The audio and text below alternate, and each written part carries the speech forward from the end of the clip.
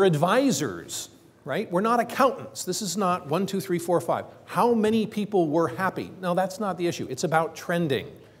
Is it accurate and precise? No, but it is definitely directional. I asked the people at Ragu Pizza Sauce. They created EAT, EAT.com, back in the early 90s, EAT.com. And I said, aren't the people who were online in 1993, aren't they like a small subsection, young, male, 14-year-old, geeks? They said, well, yeah, that's true. But when we do a survey and 80% of that weird little group says our soup is too salty, guess what? It's too salty. Is everything they have to say true and applies across the board? No. Is it directional? Yes. Is it actionable? Absolutely. So are they aware? How do they feel about us? And now influence. People are out there talking. Other people are out there listening. How do we put the two together? We are all connected. Who's connected to whom? And how much influence do they have on others? So who is more influential here? Well, clearly, with millions of followers, 4.6 million followers, Oprah's pretty influential. But what if she's talking about marketing optimization? Now who's more influential? Oprah's got lots of people. What about her frequency? Well, let's see. 4.3 million followers, 134 tweets. September 22nd, she got real excited and tweeted 3 times in one day. So one would think with low frequency, you're not really doing that. Well, wait a minute. What if, though, you follow Oprah and she tweets, and she only tweets once a month? You are like totally focused on what she has to say. So she might be overwhelmingly influential. Guy Kawasaki, almost 300,000 followers, 75,000 tweets. You know, if Guy Kawasaki tweets, I'm not sure it's even heard in the forest anymore because he's so prolific. So you have to decide, does he have more reach because of his higher frequency, or does Oprah have more influence because of her lack of frequency? And what if they're talking about optimization of marketing? Clearly, Oprah's not on the list. People who care about marketing optimization and Oprah followers, probably the Venn diagram probably doesn't cross over. But I'm guessing that there are more people who care about marketing optimization who follow Guy Kawasaki who don't know that it's called marketing optimization, who don't know it's called web analytics, who don't know it's called econometrics. So maybe he does have more influence than I. Everybody who follows me cares about this stuff. That's a foregone conclusion. So this is the influential decision-making you have to do when you're going to invest in reaching out to somebody who has an audience and ask them to talk about you. Who is their audience and how often do they reach out to them? And it's not just people, it's also subject matter. Here's an automobile car launch. So they talk about style and lots of people retweet and post and are excited about the new style of the car. They talk about mileage and lots of people say, ooh, yeah, we want an electric car, that's really cool. And they talk about how fast it's 0 to 60. Man, this thing's really great. And lots of people talk about that. And then they turn around one day and suddenly there's a breakout from mileage into the whole green thing. And there's a whole bunch of green people talking about their car that they didn't target, they didn't know. But if they're aware that the topic is trending, they can change their advertising on the fly, they can change their landing pages, they can change their marketing on the radio. If they're paying attention not just to influential people, but influential topics. So how do you measure now? We're listening, we're measuring, but now we're participating, and we want to measure our own influence. Classic approach, do a survey, run an ad, do a survey. Do you remember having seen this ad? Were you watching television last night? Did you see our ad in this magazine? So that's classic. I want to just do a survey and ask people if they know. But how do I do that on Twitter? That's a little different. I like to think of this as the ultimate visualization of a Twitter conversation. Imagine, if you will, top is positive, bottom is negative. The left side is company A, the right side is company B. There's no number, there's no goal. There's no end game.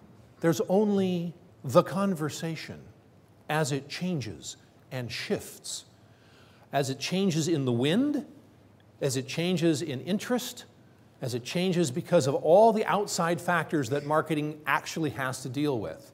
This is how you track Twitter. It's a live thing. 300,000 starlings. I love that video. I want to measure what I'm doing against the competition. So that's pretty straightforward. Share of buzz. How many people are talking about which basketball team? How many people are talking about which shoe manufacturer? And how is that, the level of that conversation changing over time? And what happened at the end of March that suddenly Adidas gets this big spike?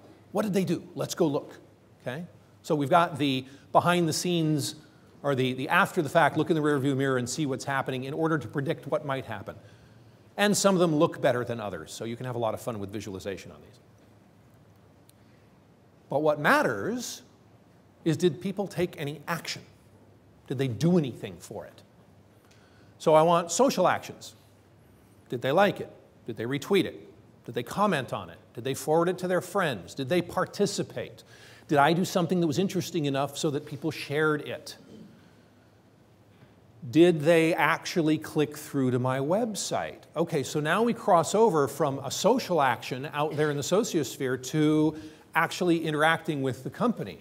So now we've got social actions and we have the business actions. The classic, did they click? Did they come? Did they consume? Did they participate directly with the company? Did they register? Did they download? Did they buy something? So I want to measure the response.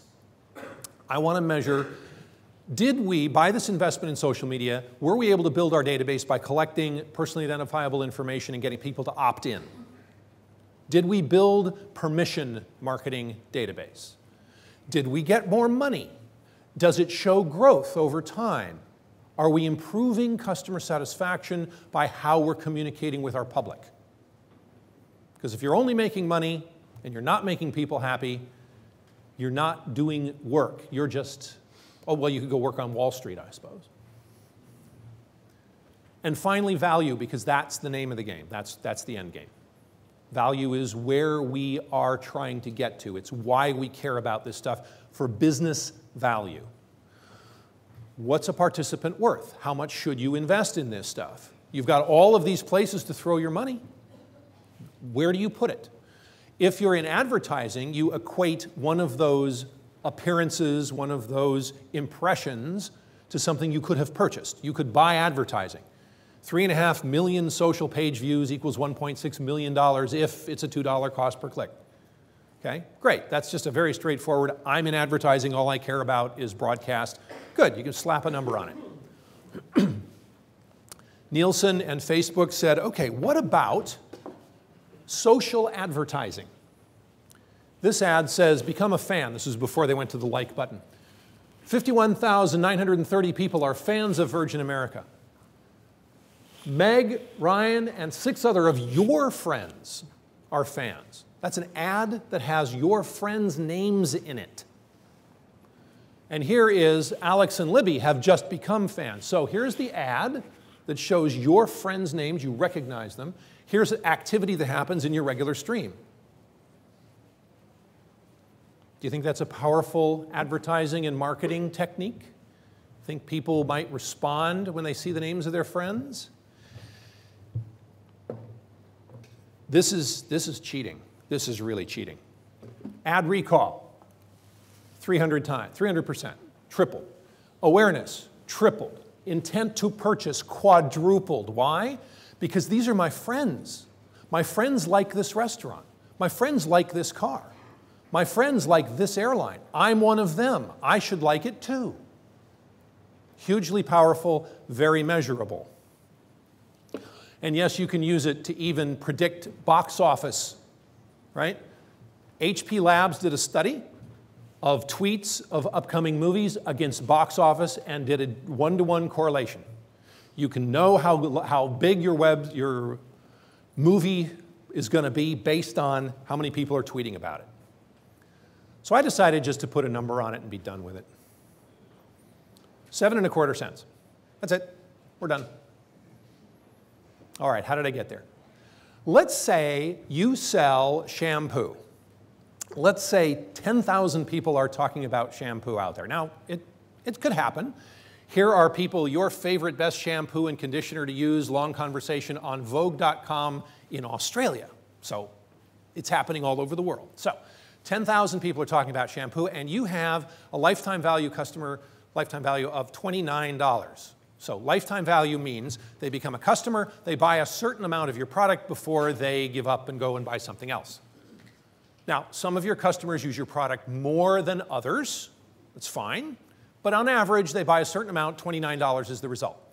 If there are 10,000 people out there and you join the conversation and you offer a trial, we'll send you a free trial of our shampoo. And you get 5% of them to take you up on that. And you get 5% of them to become loyal customers from which you're earning your $29. The rest is simple math. It's 7.25 cents for each of those 10,000 people. So it's math. If you know what your lifetime value is, then you can do the math. You can turn the 7.25 cents into $7.25 million if instead of just thinking about it as advertising, you think about it as communication. And it's not just pushing a message out, it's also listening. It's not just putting the right message in front of the right person at the right time. It's active listening to your audience, which is what Dell has done with their idea storm. Tell us what we should be doing with our products. Tell us what you want. And everybody else, vote on what you think of what everybody else said. So we find out what people want. We find out how popular it is. And we can do text analysis on it to find out how fervently people feel about it. Even Starbucks is doing that. My Starbucks idea. You have a flavor in mind. You want to change how we do business in our store. Any comments, we're up for it. We want to hear it. So it's not just did we get clicks and visits and we get people to join. Did we get input? Are we willing to put ourselves out there and really listen? For that, you have to grow a pair of ears. You got to be willing to put yourself out there and say, I want your feedback. I want you to fill out those surveys. I will give you a free ticket to an extra eMetrics conference if you will please fill out those surveys. Okay, so what did we learn? We learned that we can use the hashtag eMetrics, but please turn your phones to silent. We learned that we have a packed agenda. We learned that 7.25 cents is a number that you can use and nobody will understand why. Why not? And we learned that we can measure and optimize awareness, attitude, influence, competition, action, and value. Thank you.